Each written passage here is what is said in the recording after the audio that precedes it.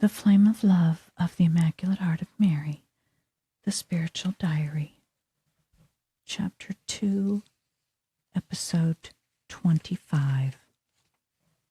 Thursdays and Fridays, Days of Grace. September 29th, 1962. My soul is continually filled with the Blessed Virgin's flame of love. Even in the night hours, when I stay awake for a while, I ask ceaselessly that her silent miracle be enkindled over the whole world the soonest possible. I arrived at the church early in the morning. The Blessed Virgin waited for this moment to speak to me in the silence of the church. Mary said, "My little one, Thursdays and Fridays should be considered as great days of grace. Those who offer reparation to my divine Son on these days will receive a great grace. During the hours of reparation, the power of Satan will weaken to the degree that those making reparation pray for sinners. Nothing flashy is required. No boasting about love is necessary. It is burning in the depth of the hearts and spreads to the others. I want you not just to know my name, but to know also the flame of love of my maternal heart beating for you. I entrusted you with the task of making known this burning love. That is why you must be very humble. Such a grace as this has only been granted to only very few. Hold such great grace in high esteem. What you must love and seek the most in it are the internal and external humiliations. Never believe that you are important. Your principal task is to consider yourself as nothing. Never stop doing this. Even after your death, this should be happening. It is for that reason also that you receive the graces of internal and external humiliations. In this way, you can remain faithful in spreading my flame of love. Take advantage of every opportunity.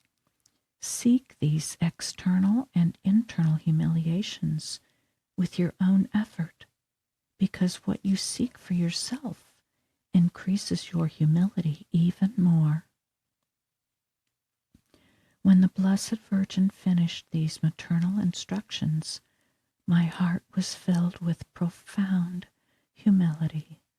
The Blessed Virgin allowed me to feel how powerful she is, yet in her earthly life she was humble and modest.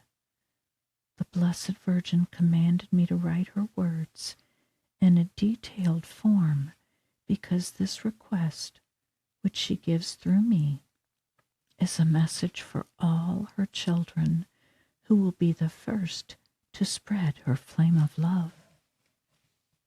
That same day, I went to the hospital to visit Father X.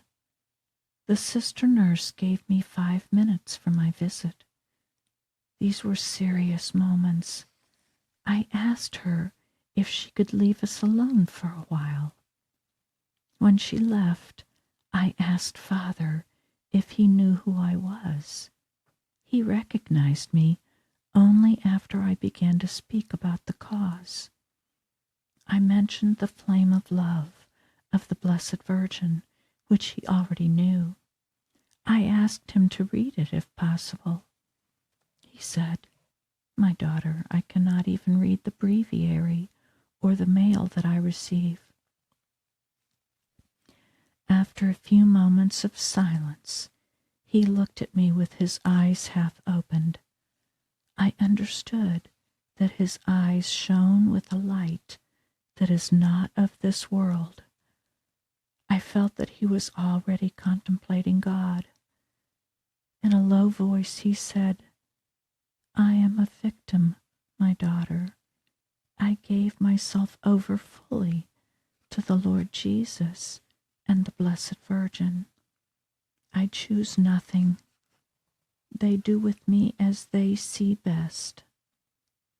I revealed to him what the Blessed Virgin told me about those instances when the doctors have given up hope. Mary said, "I will restore him quickly, but not for a long time." I asked Father, what should I do with the flame of love of the Blessed Virgin? I can do nothing.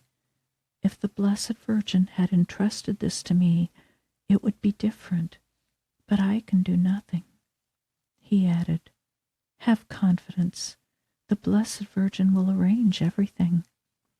For his part, he will pray and offer his sufferings for the cause. I began to collapse from the many spiritual sufferings that have consumed my soul for the past months. I told Father, I too undergo many sufferings, like the living dead. At this point, the sister came in, and Father obediently said, "I bless you, my daughter." At the moment he raised his hand to bless me, I took it to my lips spontaneously and with great veneration, perhaps for the last time. I thought that even if he gets better, I might not see him again. At this point, the nurse said, "Please end the visit." As I left and went to the Church of Perpetual Adoration, a great darkness weighed upon my soul. On the way, Satan again threw in my face his insulting words. Filled with evil, he rejoiced. I prostrated myself before the Blessed Sacrament. "O Jesus, I have come to complain to you. Even though you know all that, I will tell you." Do you know what Father told me? You know, do you not? My Jesus, I beg you unceasingly. How sinful I am, and still you entrust me with this matter that concerns the whole world. I am weak and useless. How I would rejoice if you would entrust this to a worthy and pure soul. My Lord, I am not worthy of this. It is thus that I beg the Lord Jesus. Meanwhile, Satan wanted to overpower my soul with all of his forces. He said, "At last, I am about to conquer you. Did I not tell you that only you would be so foolish to accept this and spread your impious and inhumane thoughts to others? Why do you not pay attention? I always told you that only I want your good, but you are committed to follow the foolish ideas. I hope that you will start being reasonable. Finally, this lesson has torn away the veil over your foolish thoughts. Tell me, why do you want at a total sacrifice to be superior to the rest of mortals?" My soul was unaware of anything else except the voice of the evil one. I remained in a darkness that I could not bear with human strength. Prostrate before the Blessed Sacrament, I battled within myself. What should I do? O Lord, do not abandon me. Purify my thoughts and put them in order. Mature by Sufferings, October 1st, 1962. Today, the Lord Jesus spoke again. Jesus said, "You suffer, do you not? Suffer for me. This is my gift. You can only receive suffering like this from me. Whether the suffering is spiritual or bodily, accept it from pure love for me. You know what I told you. We must go to Calvary. May our feet journey together.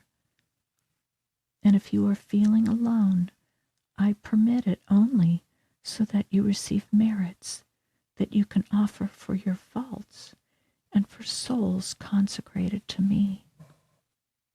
Do not be impatient because you have no spiritual director. Now I am in charge of directing you. Just pay attention to me. Even when I keep you in the darkness of your doubts, I am with you. Do not forget that when I was asleep in the boat, I chided my apostles for their lack of faith. It takes only one word from me to bring about silence and light in your soul. Sometimes I will send it through other people. Accept it, even if it is through the most insignificant person. I repeat, I do this to increase your humility. Do not be concerned about your spiritual father. Trust in me and abandon yourself to me.